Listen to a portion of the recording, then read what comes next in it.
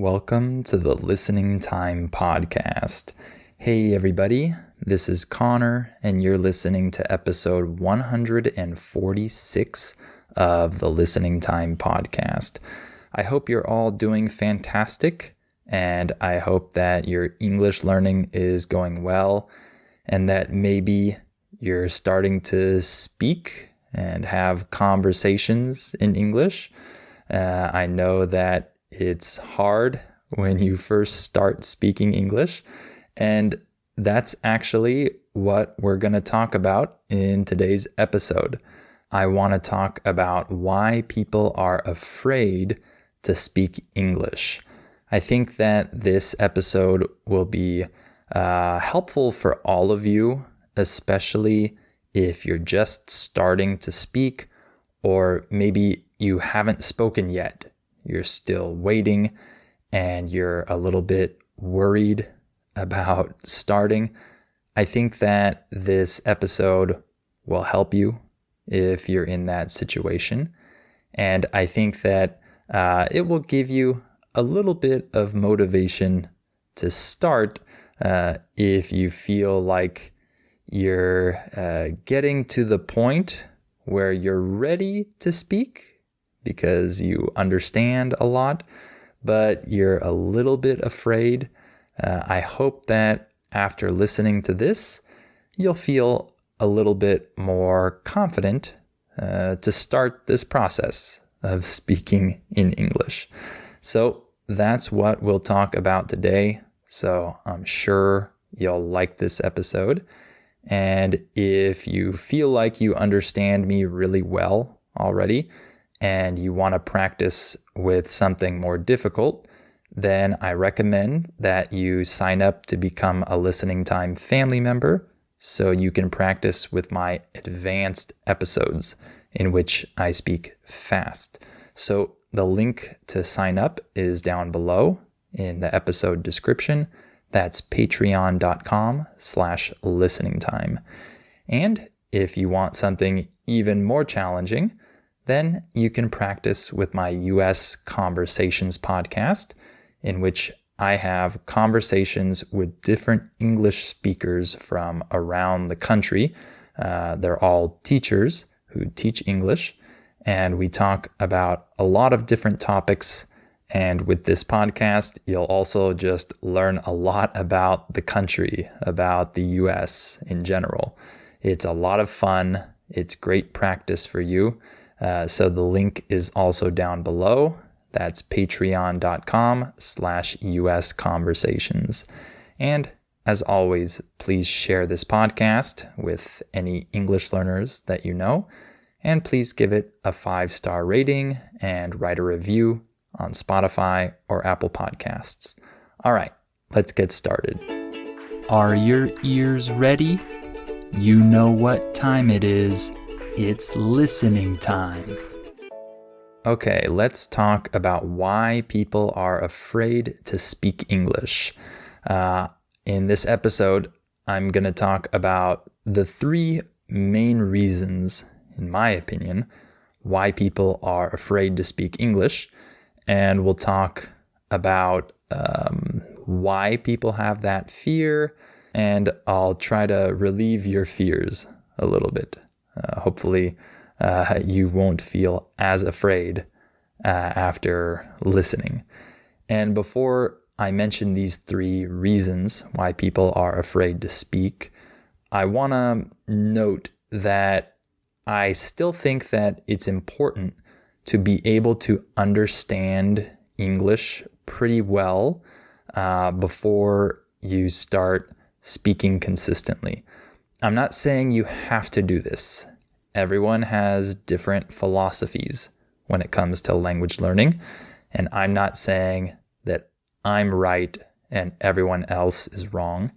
However, in my experience, having conversations with people from all over the world, students who are learning English from many different countries, I've done this for many years. I've talked to many people for thousands of hours.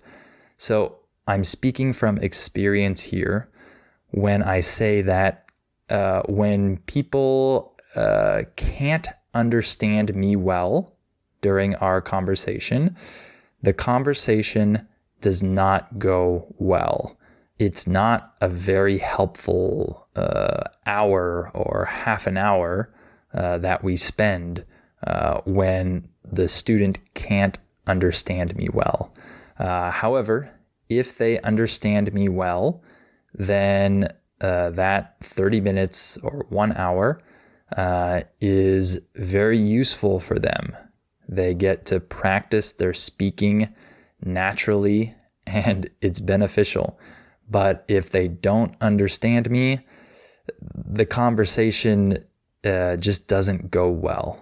It's very unnatural. I have to repeat things many times or translate them, and it's just not that fun.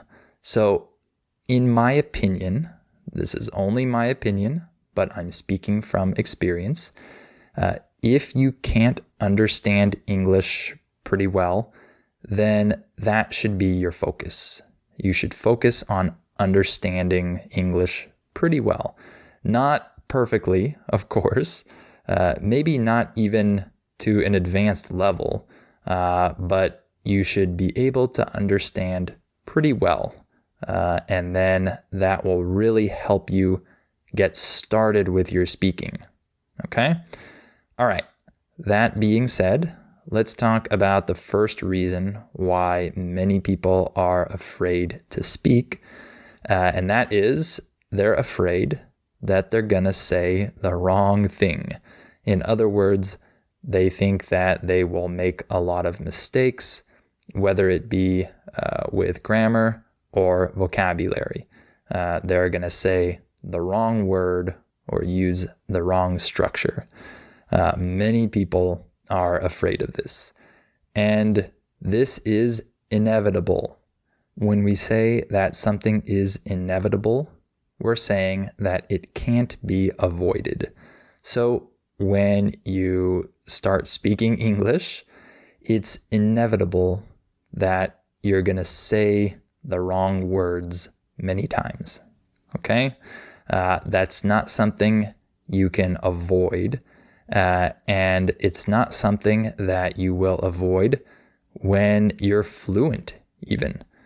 Because fluency does not mean perfect accuracy. Fluency and accuracy are two different things.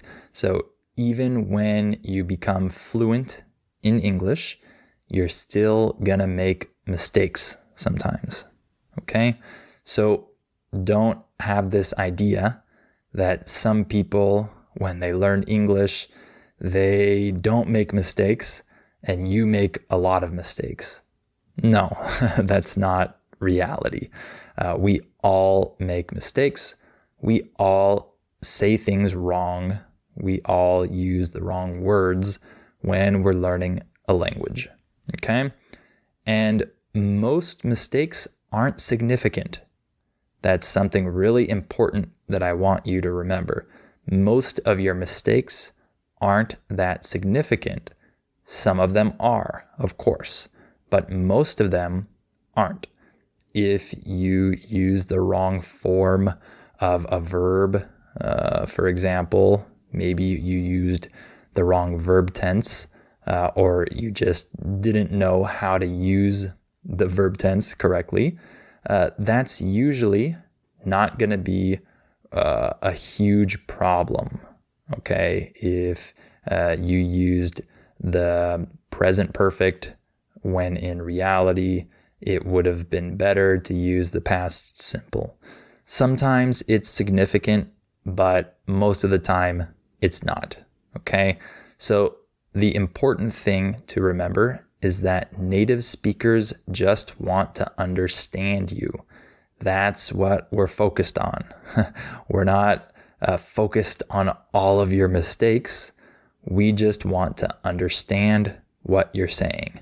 And so if your mistake isn't significant, if it doesn't change our understanding of what you're saying, then it doesn't really matter that much. Okay? I'm not saying that you shouldn't try to get better and correct your mistakes. Of course, you should do that.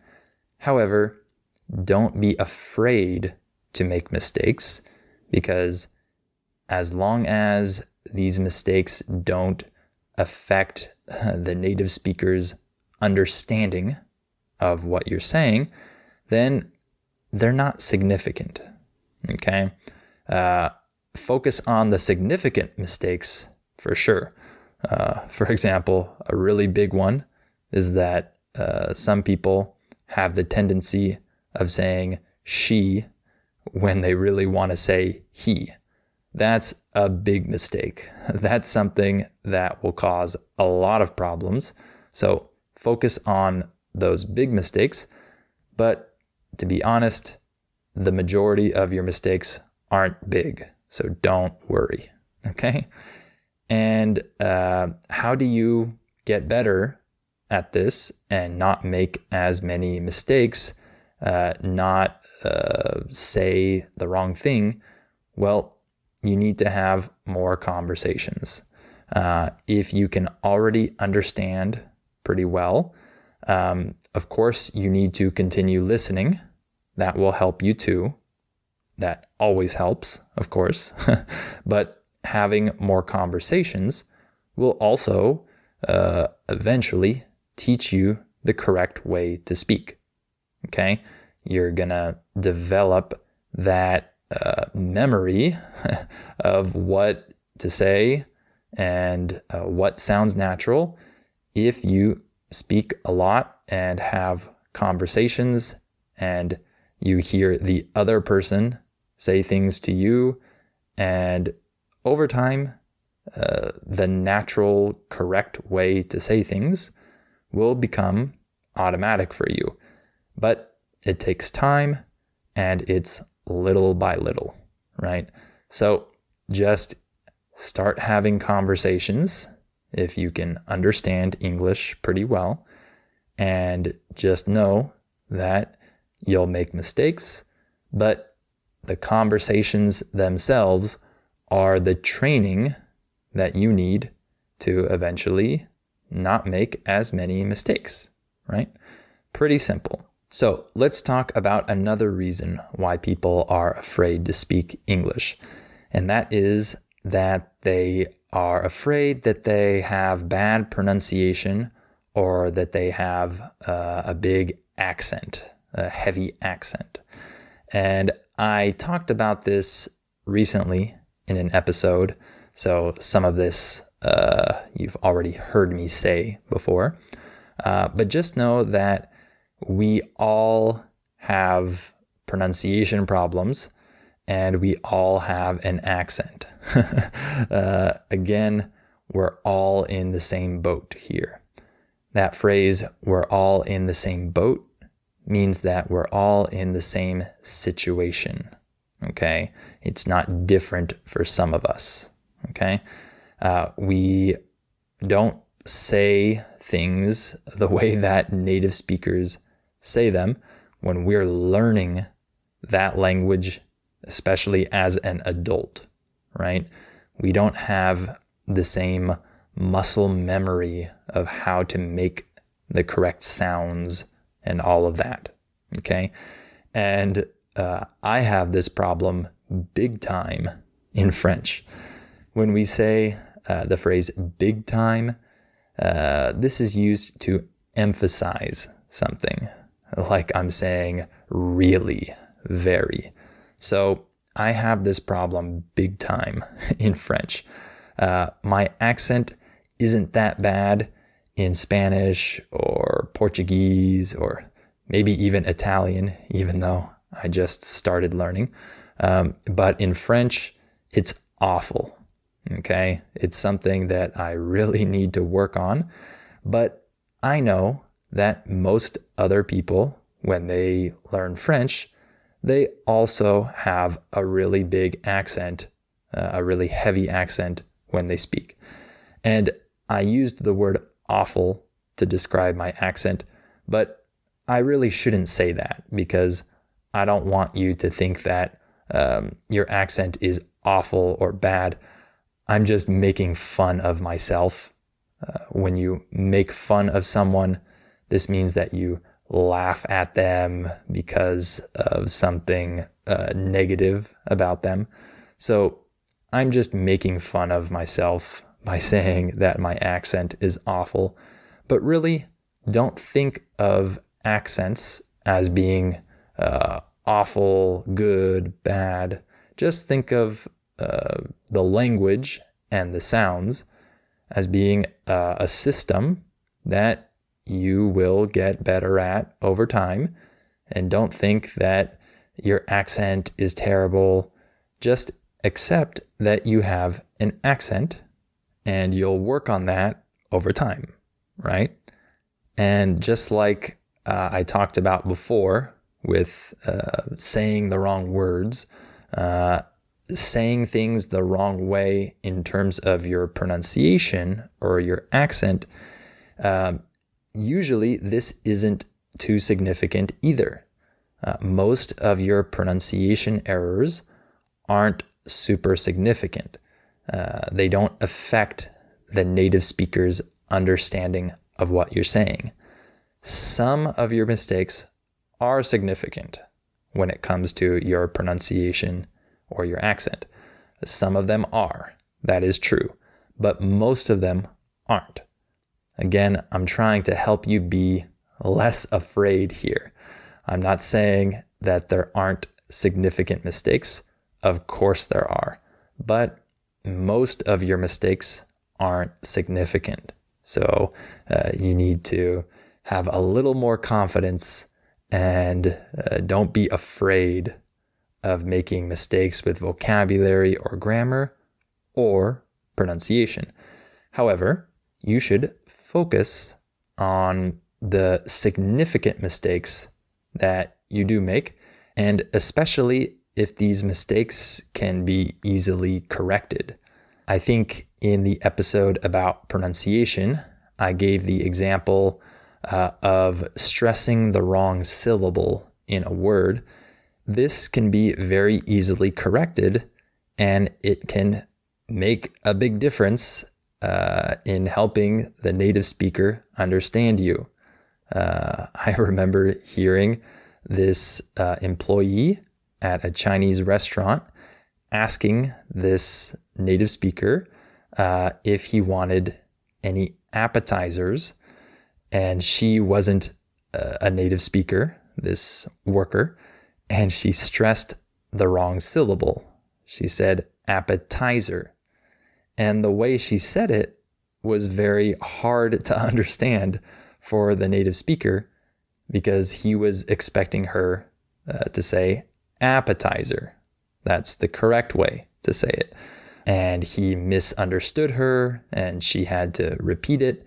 And in that situation, it was a significant error because he couldn't understand her, but it's easily correctable. She just needs to stress the right syllable. So, of course, to get better at things like this, we need to do a lot of listening and to listen with the intention of hearing the way that things are pronounced. Maybe some of your listening practice can be dedicated to focusing on the sounds of the language and not just on understanding the words. So listening with that intention can be really helpful. And of course, I'm someone who trains people to pronounce English better.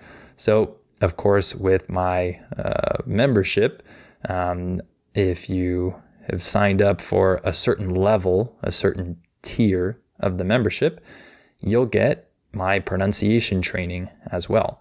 So of course, you have that resource, and other people have resources and can teach you pronunciation as well. But just know that it isn't as natural to improve your pronunciation as it is to improve your vocabulary and grammar. So it might be a little bit harder to improve in this area, but you can. okay?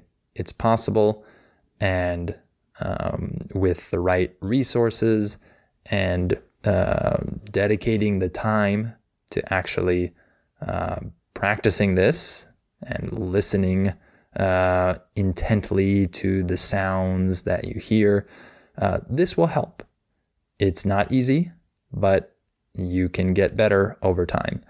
But just know that all of us have pronunciation issues, and all of us have issues with our accent when we speak foreign languages.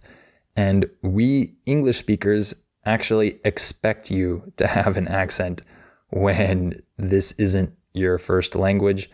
And we hear accents all the time because many people learn English as a second language. And so we're really accustomed to this. Don't be afraid that we're going to make fun of you and criticize your accent. No, don't be afraid of that. Just know that this is normal and try to correct the significant errors, okay? But most of your pronunciation errors are not significant, okay? And one other reason why people are afraid to speak English is because they feel that they get stuck, like they freeze and they can't say anything, or they don't know how to say things. And again, this is normal. This is something that is going to happen to you when you first start speaking, even if you can understand pretty well. I always talk about how understanding English well will help you speak and get started speaking. And that's true. However, you're still going to feel like you get stuck often when you first start speaking, even if you understand well. And this is similar to learning how to drive. I talked about this recently in a YouTube video, and I think there will be a bonus episode about this topic, if I'm not mistaken. And that's because I'm teaching my wife how to drive right now. So this is on my mind. And this is a great comparison because, for example, my wife, she read the whole handbook that talks about all the rules that you need to know when driving in California. And she had to memorize all of these things, and she had to pass a test where she answered questions about the rules. And she sees me drive almost every day because we drive places, and she sees what I do, what I don't do. She sees all of the different maneuvers that I make. A maneuver is some type of movement that you make with some intention. So she sees my maneuvers. She sees what other drivers do. She can feel everything being in the car. So she has all of that experience of learning how to drive. But when she actually first started driving, it was like she was frozen. She felt stuck, even though she knows where the brake pedal is, how to accelerate. She knows the rules of the road. She knows all of that. But right now, because she just started driving, actually behind the wheel, as we say, she's the one driving.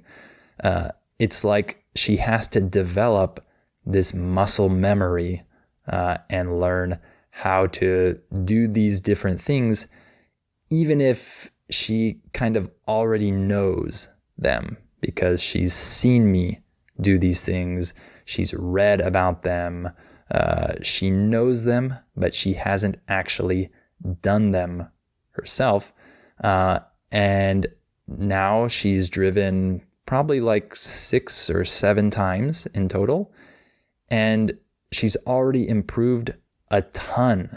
She's already doing very, very well compared to her first day driving, because on her first day, she felt like she didn't know what she was doing, even though she had already learned a lot of this.